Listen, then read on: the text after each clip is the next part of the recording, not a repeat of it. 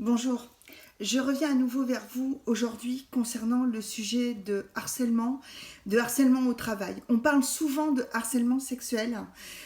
Il n'y a pas que le harcèlement sexuel, il y a aussi le harcèlement moral. Et en parlant de harcèlement moral, on intègre de facto le harcèlement sexuel, alors que si l'on parle uniquement de harcèlement sexuel, on exclut le harcèlement moral.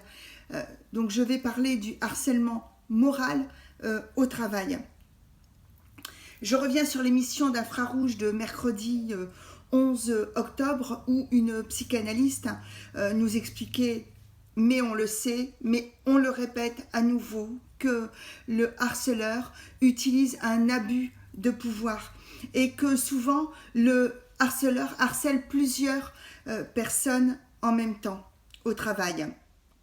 En parler, c'est obliger la honte à changer de camp. Jacques Toubon, médiateur de la République, défenseur des droits, disait que le définissait ainsi: c'est une pression grave qui crée des conditions de travail insupportables. Et donc, elle peut toucher des femmes, on parle beaucoup de femmes puisqu'on parle de harcèlement sexuel, mais dans le cadre d'un harcèlement moral plus global, elle touche également des hommes. La Cour d'appel d'Orléans a reconnu il y a peu la notion de harcèlement d'ambiance sur un lieu de travail. Rappelons quand même qu'au sens du Code du travail, dans le domaine privé, mais également dans la fonction publique, les employeurs ont des obligations légales de sécurité au travail. Jacques Toubon l'a rappelé à nouveau. Et l'employeur a sur ses épaules une obligation de sécurité physique et mentale de ses salariés. Par cette vidéo, à nouveau, je vous interpelle, car vous savez que moi-même, je suis victime de harcèlement. Bien évidemment, on ne peut pas dénoncer publiquement quelqu'un tant qu'il n'a pas été condamné, mais chacun reconnaîtront la personne dont il s'agit.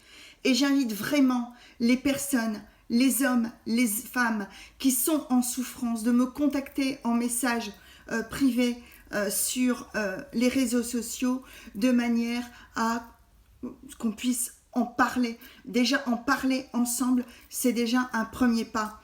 Et puis une note positive, quand même une note optimiste, comme le disait Henry Ford, se réunir est un début, travailler ensemble est la réussite. Alors je vous demande que nous puissions travailler ensemble pour réussir à faire cesser l'agissement de harcèlement moral au travail dont je vous fais part.